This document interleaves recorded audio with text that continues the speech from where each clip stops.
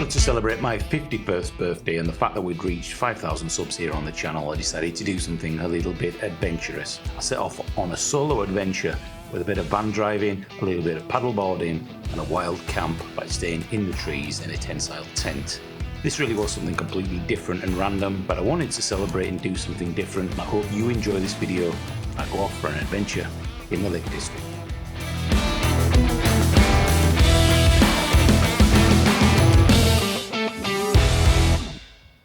Yes, it's my birthday, I'm 51, and so on the channel I thought I would do something a little bit different, and by a little bit different I thought I've done a bit of a drive up to the Lake District, and as you can see we've got a paddleboard here and we've got quite a bit of goodies on top. Yes, I'm going to be paddleboarding out to an island and we're going to have a wild camp. Something different on the channel which kind of incorporates a little bit of everything really. Van life, paddleboarding, wild camping. I've got a bit of a walk to carry all this stuff. It's a good job on my beefcake. Let's get down to the water. I'm at Derwent water, by the way.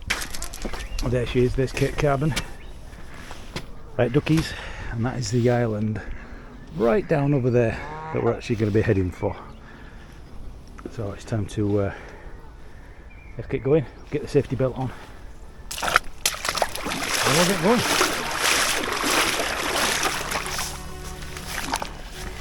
So I'm bringing today, we're bringing the Tentsile tent. Now you know we tested that here on the channel, but we never actually slept in it. So today will be an interesting one.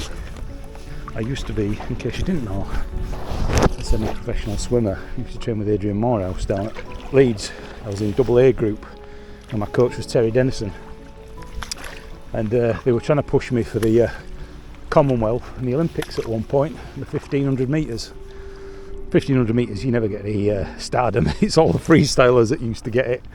And unfortunately I was involved in a serious accident at school. Well, I should have said an accident, an assault. Somebody hit me with a knuckle duster, mistaken identity. And over the next 9 years I had to have several operations to fix my skull and my eye. Cracked the base of the plate in my eye. I've actually got a stitch mark there, nobody notices, but it means I can't look up or down properly with this eye. It's terrible. If I get drunk I can't get them back together again. Beautifully sunny over there, but above me are some very intimidating clouds, so we better set yonder. Let's go, boots. Too far now, and the wind has been at my back. It's been pushing me, so tomorrow it's going to be much harder to get back, but the best thing you can do is get to the shoreline and follow the trees. It gives you a bit of shelter. So before it rains I need to sort somewhere for that tent, and from there we can just relax a little bit. Yeah, it's quite a big crosswind here. So there is St.Huthberts.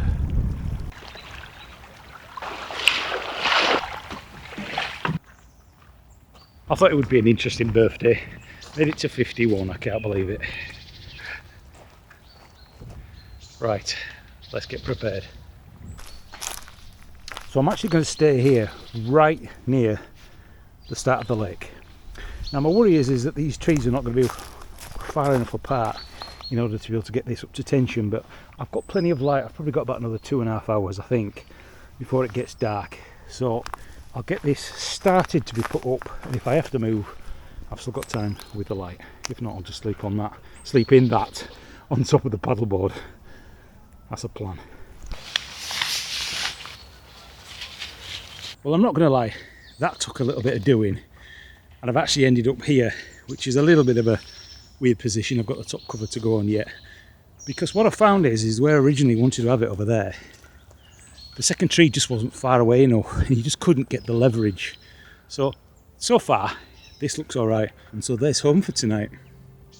I've made sure that I am doubly secure in the tree, and you want to make sure that you've got nothing underneath that's going to hurt you should this collapse. You can see the paddleboard in the background. I'll drag that up now and put the stuff inside, but not a bad location at all. I've actually got a Coleman which is recommended for about -9, but it will go to -28 if you've got other pieces of clothing on. And I've also got this in a bivvy.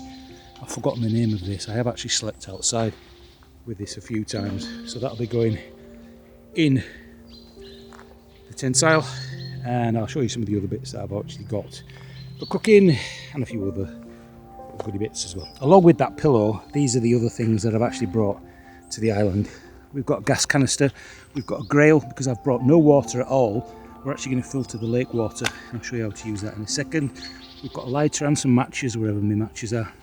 I've got a smidge head net, because we are down near the actual waterfront here. If the midges get too bad, you can put that on. Obviously we've got part of our jet boil system here.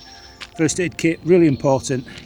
I've got fuel, just in case I can't get this to light, then I've got something to eat. I've got a spare light. Down here, I'll show you that in a second. That's for if you're really cold in the night time when you want to have your face nice and toasty. We've got, of course, my buck knife, which I take everywhere, just in case. Spoon, fire pot, which I really like these. I think these are really quite tasty, although they should be for £7. I've also got another one, and yes, I'm vegetarian, so there we go. And obviously we've got my Phoenix head torch, and never take just one torch. I also have this really nice one as well.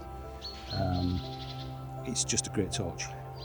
So that's the basics, and obviously I've got extra clothing and things like that, extra backpacks, batteries and things if I need to use a mobile phone in an emergency or anything like that. So we'll go down and get some water now with the grail, the Holy Grail, and we tested this at Linton Falls at the beginning of this channel, and you're supposed to be able to put this in sewage water and it will filter 99.9% of everything out. So we'll go get some water now and I'll get this burning up, have something to eat, and then we might go back out on the lake before it gets dark.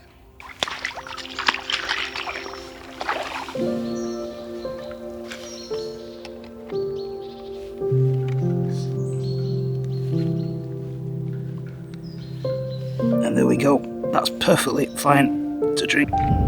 Well, as it is my birthday, I forgot to bring a cigar and a beer to celebrate, but that is straight out of that lake. Can't get fresher than Lake District river water, especially when you've got it in there. Holy Grail. I was talking about that head net while down here near the river. So, I've still got my wetsuit on, it's actually really warm. It's literally just a net that goes over your head like that, and you tuck it in. If you were to sleep outside, this would stop you from the bugs. Obviously you're still going to be able to hear them buzzing around, annoying.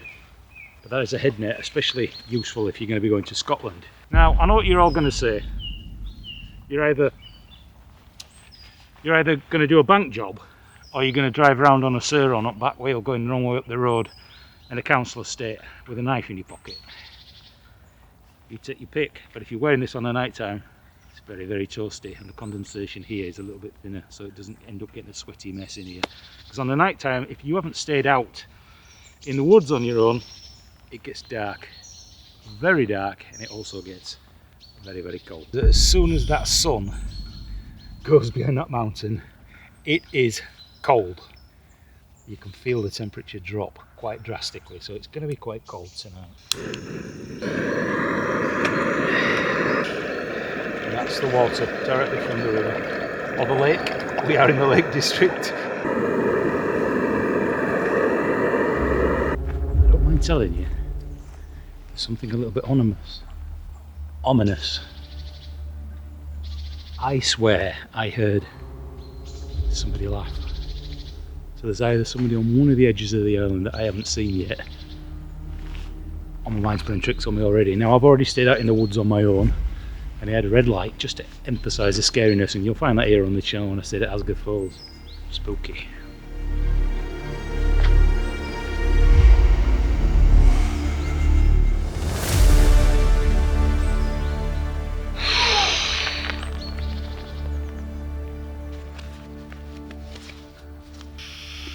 Jet boil's almost completely orange.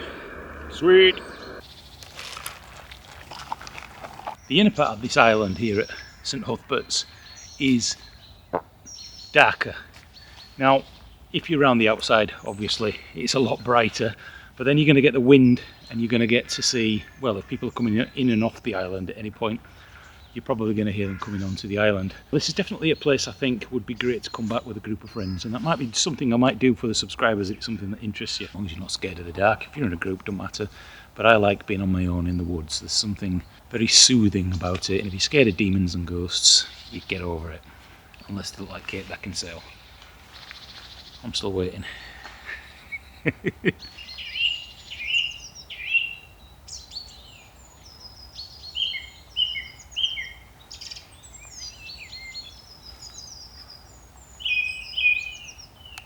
Happy 51st, Andy. You're on your own again.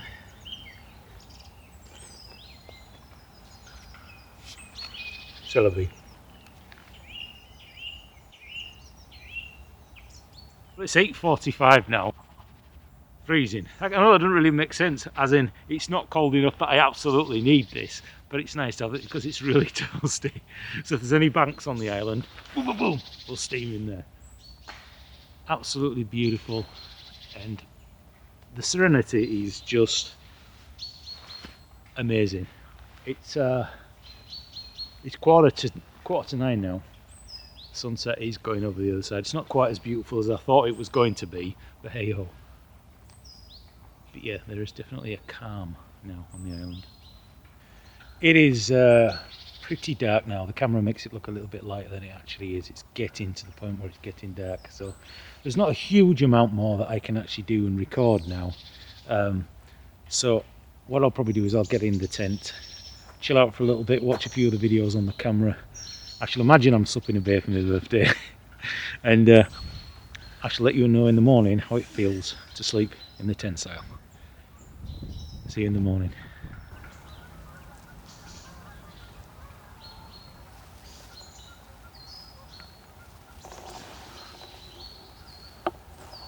Well, good morning.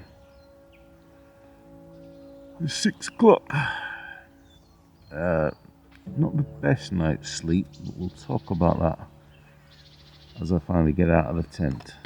That's my view directly outside the tent. That water just looks beautiful. And yes, I did wear this because the breeze coming in was just really cold. As you can hear the birds. What a beautiful chorus to wake up to, but we'll talk about that in a minute. And I'm not a morning person at all. I absolutely hate mornings, but if you can make the effort to get up around 6 o'clock, just as the sun is rising over one of the mountains over to my left, the forest behind me just takes on a certain feeling to it. It's, I guess if you're one of the outdoorsy people, you know exactly what I'm talking about, but it's so beautiful. But not everything is rosy, so there are a few little things that we probably should and will talk about in the next couple of minutes. Things that I need to learn and improve, and things that are just an experience of getting out there on your own and sleeping out on an island. So as the sun comes up, warming sun, the water behind me is absolutely crystal clear. So I want to be off quite early before the pleasure boats start coming out, and we'll get that beautiful serenity as we paddleboard back. So let's go back up to the Una. We'll have a little talk about the overnight camping and things that I've learned by staying out here on my own. And let's talk about sleeping bag issue actually first. The Coleman sleeping bag was absolutely brilliant. Very toasty. No issues at all. What I wish I hadn't done is put it in the bivvy. It just made it feel really constrictive. Constrictive. A little bit claustrophobic because it was so tight that you actually couldn't move or turn around properly when we were in the Una. Barring that, this Coleman sleeping bag, which I may do another full in-depth review of, was really toasty. No problems at all last night.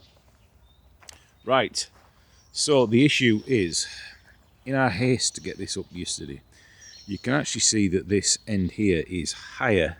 Those two are pretty level, but this one is lower. Now this is where your feet go. Now the problem with this is that when you get in, anything you put in there, cameras or your gear, just to be safe, everything slides down. It wants to slide down to this bottom end. And what I found was it became quite painful, well not painful, but uncomfortable at this end here where your feet go, because it felt like you were being wedged down into this corner. If you've seen those like pipette things that they use to put icing on top of cakes and being squeezed, imagine that is what it was like. Everything was pushed down to there. So that comes down to my inexperience, hence why it's not level. If this side was raised up, it would actually be flat. I found it hard to sleep on my front because you ended up like that and it was hurting my back. Sleeping on your side was okay actually, but again, everything pushing down there made it quite uncomfortable. I think you would sleep really quite well in this if I'd leveled it off. Bring this fly sheet down here, much more like that, because what you find is that the breeze blows through here, and it was cold last night. Obviously I wasn't cold, but on the face it was cold, blowing straight over from the river, or the lake should I say, straight over through and under that top sheet. Barring that, all I can say is bloody geese. Doesn't matter what time of night it was, they seem to be having a rave party out there at about 2 o'clock. And then it was like, there was like hundreds of them, and then it was whoosh, you know, as they come into land. Beautiful if you love wildlife. And there we go, that's us all packed up. And of course, with everything, when we come out here, or we're out in the lakes or the dales or wherever we are, we always make sure that we don't leave any trace at all. So I always do a second sort of pass to make sure that we haven't dropped anything, there's no litter.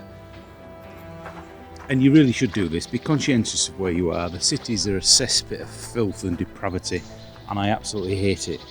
So go around and make sure that you haven't left any pegs, any bungee cords or anything like that. And let's make it beautiful for everybody else. So time to get all this packed up now on the board and head out onto the lake. It's goodbye from St.Huthberts Island. Really enjoyed that. Time to get the paddleboard across now. There's just an ever so slight breeze. But wow, as you can see in the distance, it looks absolutely beautiful.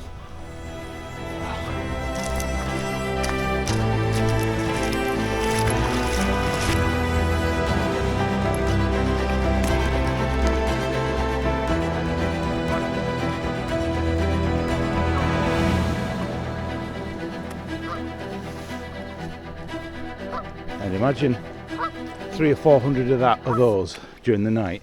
That was the sound.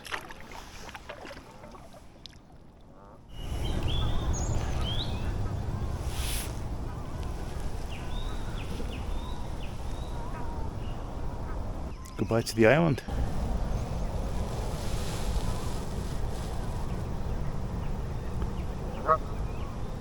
Hard to describe just how peaceful paddleboarding can be, especially when you're out on the lake and there is nobody else about.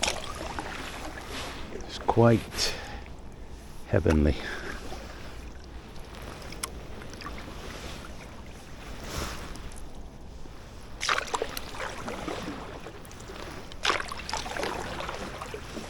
What a way to spend a Friday. A bit of a detour on the lake. I went to the wrong part. Yeah, it's around this corner. And here we are, we're back before it actually opens.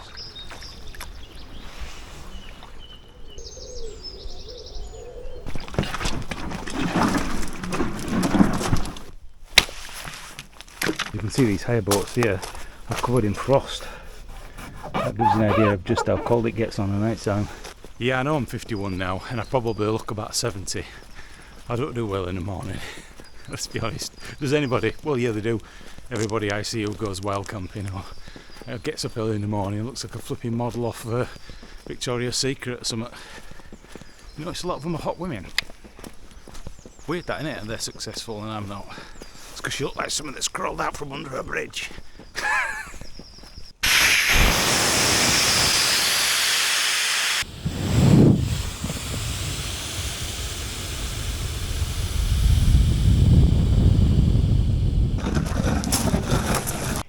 That's not quite true. The guy in the ticket office there said to me, if you go in when we're closed and you leave before we open, what difference does it make?